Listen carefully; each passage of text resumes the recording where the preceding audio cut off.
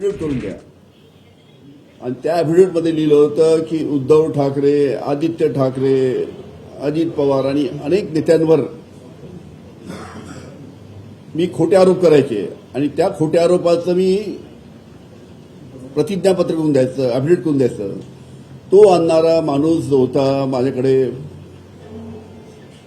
Envelope घेऊन येणारा देवेंद्र फडणवीसकडनं तो माणूस होता, तो होता सुमित कदम मिरजचे.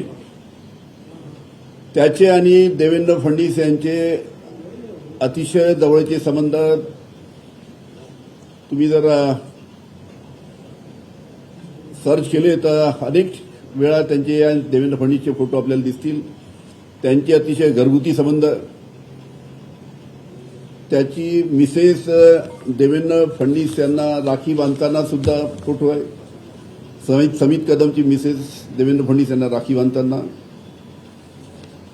त्याचबरोबर अनेक त्यांचे फोटो आहेत. देवेंद्र फडणवीस यांचे समित कदम हे अतिशय जवळचे. आणि त्यांनीच त्याला, समित कदम हा साधारण कार्यकर्ता, नगरसेवक सुद्धा नाही, देवेंद्र फडणवीसनीच त्याला वाय सुरक्षा दिली. आता इतका जवळचा, इतका कोणत्या कामाचा माणूस आहे की त्याला या सरकारने वाय सुरक्षा दिली? हा झाला मुद्दा एक.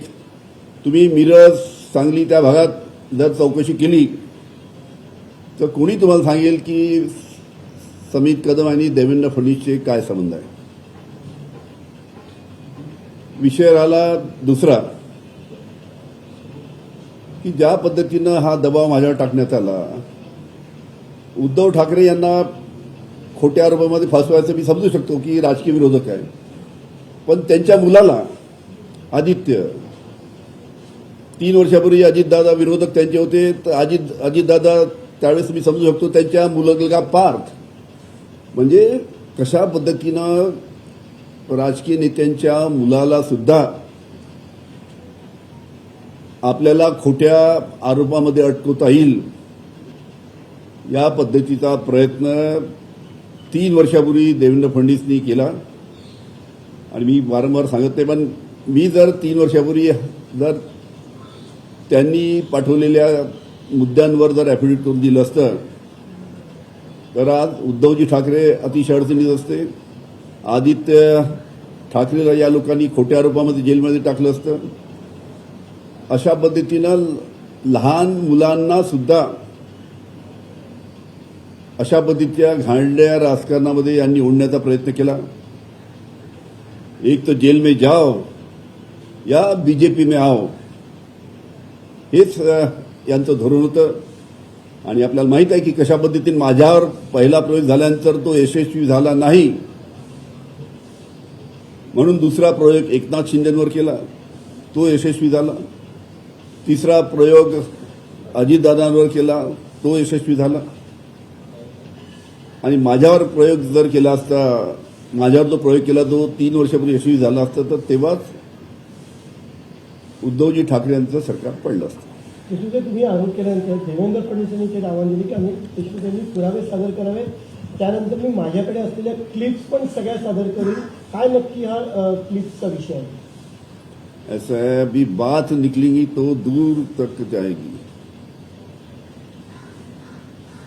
जोरों का झटका धीरे से, सब आपके सामने धीरे धीरे आएगा.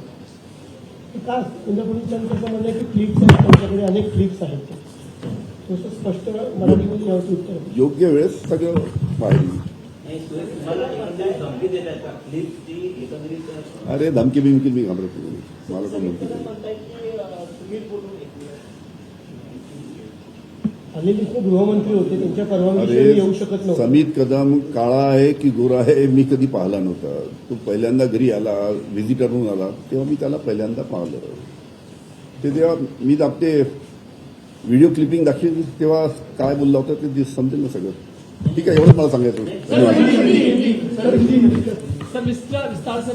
एक मिनिट, ते फोटो दिले सगळं. एक मिनिट.